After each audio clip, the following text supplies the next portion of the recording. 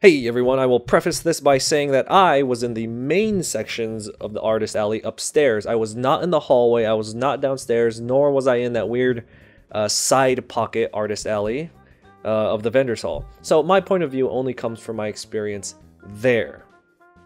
Silicon Valley Comic-Con 2017 was held in the San Jose Convention Center at the end of April, 2017 being its second year. In its first year, it boasted a very impressive 60,000 attendance. So here's where we run into problems. 2016 was such an anomaly, it was lightning in a bottle, massive, unexpected, incredible hit of a show that neither the attendees, the artists, the vendors, or the people running the event were ready to handle, so overcrowding seemed like an issue. However, I think they may have taken it a bit too far in 2017 in letting it get out of hand and spreading the event a bit too thin and a bit too wide into other venues. A term I use for this is overextension. Overextension is, like I said, a convention does really well one year, and then the following year they will try to grow a little too fast, maybe adding too many artists, maybe adding too many events or venues, or upping the cost of either tables or attendance a bit too much without letting it grow naturally. So artist tables jumped up to a whopping $350 for a 6-foot table. That's artist table, not vendor table, with the potential of an additional $250 charge for using the loading dock. The dock charge can be avoided by using the underground parking and the elevators of the convention center. Though this is technically against their rules, I did it anyway. Parking at the convention center will run you about $20 a day. There is surrounding parking that can go down to at least $10 to $15 a day, but it is about a block to 2 blocks or further. The convention center is attached to a Marriott hotel for convenience, but be aware that the Marriott does charge per day to park. So not only are the Marriott prices inflated for the convention weekend, but you will have to take into consideration the parking per day as part of your lodging cost if you choose to stay there.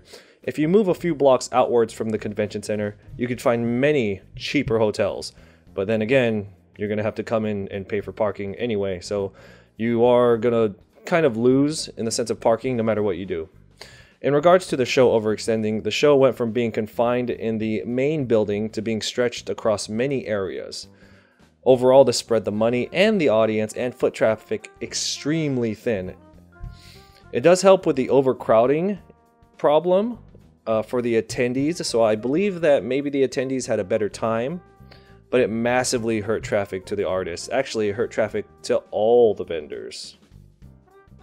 This is especially a problem when it's not just the attendees who are scattered, but the artists as well. While I didn't get to fully explore the entire layout, which involved both indoor and outdoor spaces apparently, I know there are at least 4 different artist alley locations that I can confirm. One was in the main artist area upstairs in the vendor hall. This was normal artist alley setup with a giant sign hovering over it telling people where it was. These people had the best chance of making their money back. Another artist alley was also in the vendor's hall, but pressed near the back center of the room, kind of in its own section.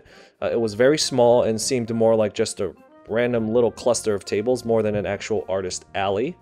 Another location was in the room adjacent to the main vendor's hall.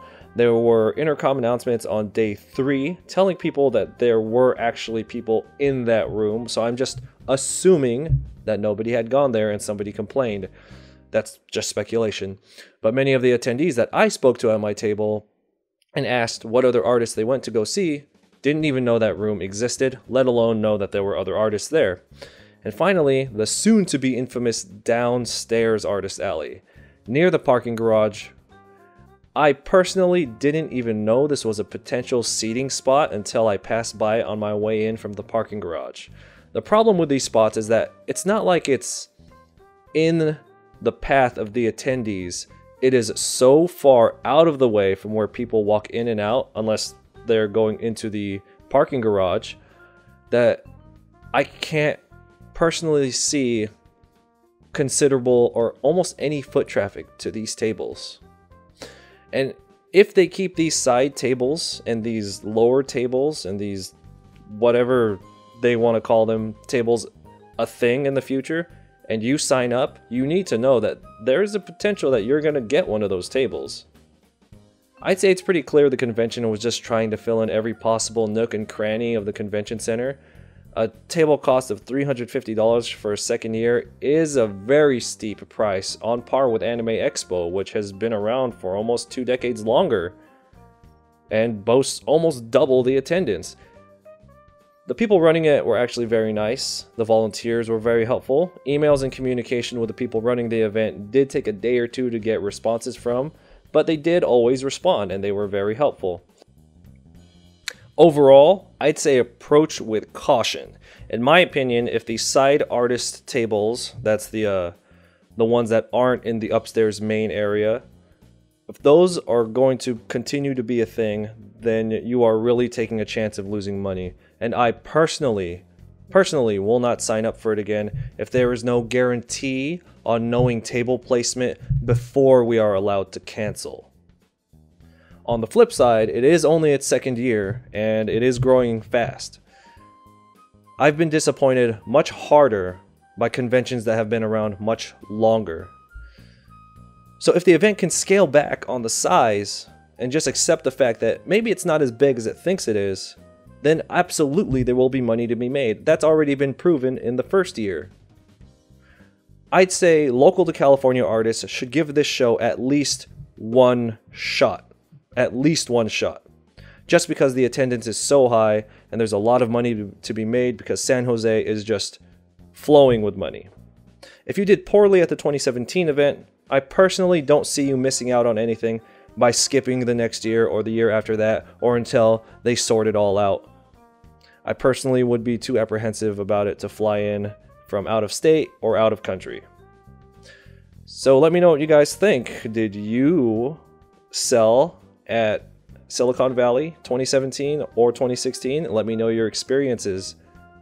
Maybe what you have to say will help out the other people in the comment section. Thanks everybody for watching.